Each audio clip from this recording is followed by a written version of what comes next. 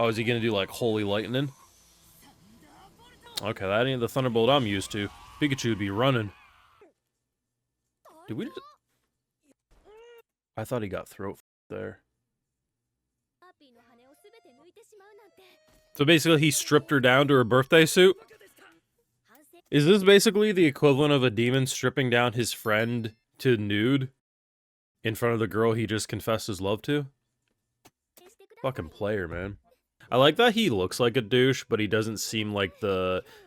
Like, he's not high school bully douche. He's just, like, thinks too highly of himself douche.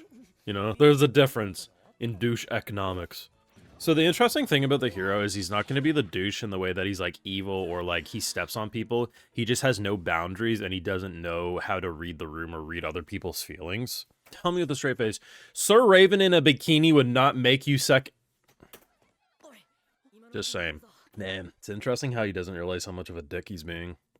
He's so fascinated about her that he doesn't realize that the girl behind him has such, like, and he's not required to have the same feelings she has for him, but it's just the way he's trampling on her feelings without knowing. Interesting character arcs are on the horizon. Honestly, I think this show's going to be one of my favorites this season. You got this far in the video, make sure you drop a like, share, support, subscribe if you're new around, ring that bell, all that fun jazz. But Patreon is where you're going to catch my full live reactions, all some more, also helps fund the channel videos just like these. So I had a great time last week. I think I made that perfectly clear. I liked the unique visuals, the backgrounds, the character designs, everything. The characters were fun. I mean, it's not every day you have an Isekai story. Dude doesn't want to be on the demon side. At first opportunity, he jumps out and he just wants the hero and chill with the cute girl. You know what? Respect. He may have been thinking a bit with his dick, but I can respect the hustle. The thing is episode 2 is so much different and better than even I was giving credit for, and I think collectively the community, the way we were discussing cute girls in the heroes party, blah blah blah, insert obnoxiously long name, is that it has way more to offer, especially with multiple character stories, than even I was giving credit for. And I'm willing to say that as someone who glazed the first episode, and honestly, I feel like I underglaze for what they're actually offering in this series. I mean, the core thing and the core theme of this show and its story hook will be Cecilia and our MC's growing relationship. Both of them have shown enough signs of interest in the other. Sure, he shows it a bit more by, you know, getting on his knees, saying, all right, mistress, you are my princess, whatever you need. But she very clearly is also into him, but she has her own thing. She's got lots of marriage proposals being thrown at her. She has health concerns, right? It's going to be a bit of a slow burn, but you can already tell they're growing a relationship without necessarily having to kiss or hold hands or anything like that. But the show with this episode, episode 2, shows me that there's actually way more character stories that have me super intrigued. One of which is actually the hero. So we know in episode 1, the hero put in a marriage offer towards Cecilia, and the mom's basically like, eat shit. Now, this guy's a dick, okay? He is. But there's an element of rudeness about him that can be corrected without needing to, you know, chop his balls off. So the woman next to him, very much into him, but already getting fed up that he's showing so much signs of interest to other women rather than her. Now here's the thing, he doesn't have to have the same feeling she has for him. That's how relationships work, right? Just because someone likes you doesn't mean you have to like them back. The thing is he's so caught up in, I think, a superficial desire of what he thinks love is, that he can't actually tell what real love is. And I think if he ever realizes what someone's who's actually into him, how they treat him, and, you know, rather than seeing all these superficial worshiping you moments, these two might have a relationship. It's hard to say, right? But the thing is he's a dick, but he's not like the high school bully who shoves you into a locker dick, right? No, he's just more of stomps on your feelings without realizing it, but once he understands what he's doing, probably will correct his behavior.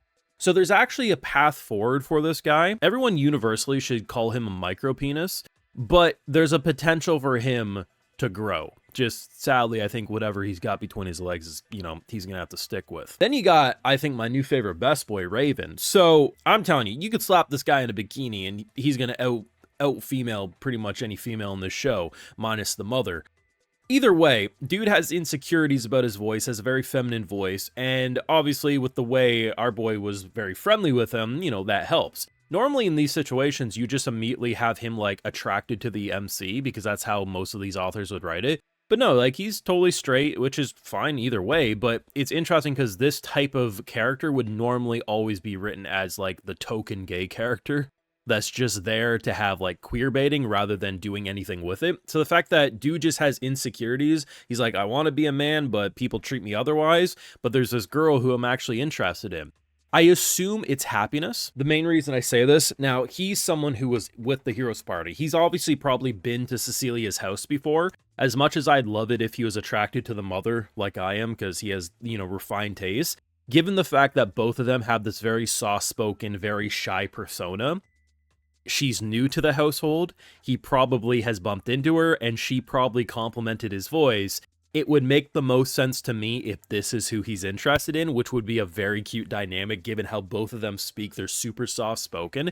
So that's another thing. There's another little story hook going on. So you got the main story hook with the two lovebirds. Mother's storyline in terms of the political marriage and her trying to hype up our boy in order to be able to have that. You have the Raven storyline, you have the hero storyline. There's actually a lot of small character arcs happening all at once, and I think the best way I can describe the show is there's a lot of layers, and every time you peel back a layer, there's something unique here. Not that it's like, oh my god, these are the most mind-blowing plot twists, layers, oh my god, this writing's never been seen before, but everything it's doing very well.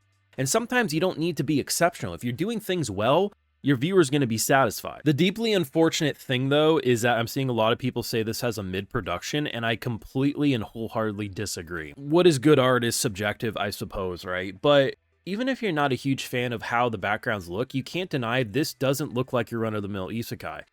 Often, the backgrounds to me look like construction paper, which isn't an insult. It's there's a couple of shows that have done that. And I really like that kind of flair to it. But the more I look at this world, the more I'm like, oh, I love how the character models are attached to it. It doesn't look like, oh, here's insert generic hero fantasy show of the season. I honestly think the show looks beautiful. I think whether it's a light post here interacting with the beautiful flowers and then the character models, like, I think often people are like, oh, there's not a lot of impact frames or special effects for the action, so therefore it's a minimal, like, a lot of the movements are average, but average isn't bad. Average is just what an average anime looks like. But there's other elements to the production that help make the show visually pop, and this is I would honestly argue, one of the best looking shows of the season for me, because I love looking at anything, and anime is one of the least moving mediums out there, right?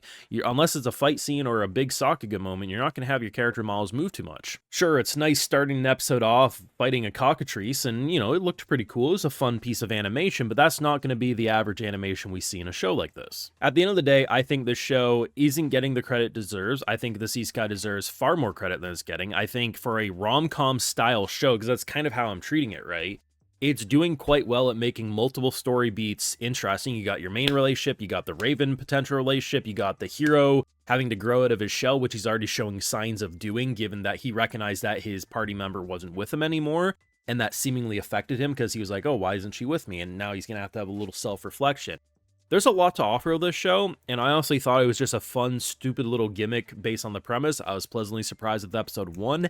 I am totally fucking sold with episode 2. And not to mention the fact that it's just kind of hilarious when you think about the fact that every time these, like, demons come to the human world, like, if you have, like, wings and stuff, you're pretty much ripping off your party members' wings. The only way it would have been funnier is if he did it in order to get closer to his girlfriend. That would have been savage and hilarious. You can let me know your thoughts down below. Are you liking it as much as me? Got a different opinion? Either way, let me know. Drop a like, show your support, subscribe if you're new around here, ring that bell. So, of course, you can get notified when I upload more. And like I mentioned, full live reactions and exclusives over on Patreon. Like, hey, I love to give video shouts to my patrons, because without them, you won't see these YouTube videos. All right, so today we got Joseph Shirley, Andrew Lau, Ethan05, and Soken the Lurker. So I appreciate the support. Please take care. Y'all have a good one.